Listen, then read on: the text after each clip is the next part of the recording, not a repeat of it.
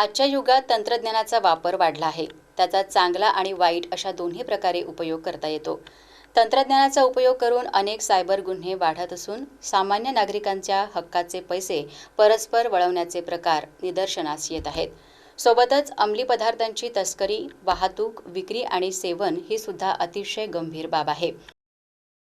या दोन्ही प्रकारच्या गुन्ह्यांवर पोलीस यंत्रणेने विशेष लक्ष देऊन सायबर फसवणूक आणि अंमली पदार्थ संबंधित गुन्हे रोखण्यासाठी प्रभावी उपाययोजना कराव्यात, असे निर्देश गृहराज्यमंत्री डॉक्टर पंकज भोयर यांनी दिले.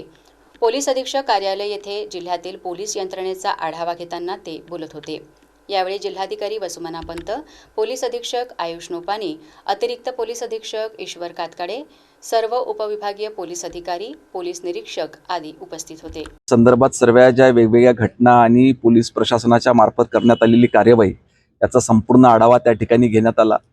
संपूर्ण राज्यामध्ये देशामध्ये दोन प्रमुख आव्हानं हे गृह विभागासमोर आहेत. एक म्हणजे सायबर फ्रॉड आणि दुसरं नार्कोटिक्स. ह्या दोन्ही विषयाच्या अनुषंगानं सूचना विभागाला देण्यात आलेल्या आहे.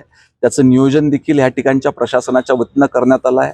निश्चितच येणाऱ्या कालावधीमध्ये लोकांमध्ये देखील जनजागृती करून आपण ह्या घटना कमी त्या ठिकाणी करू.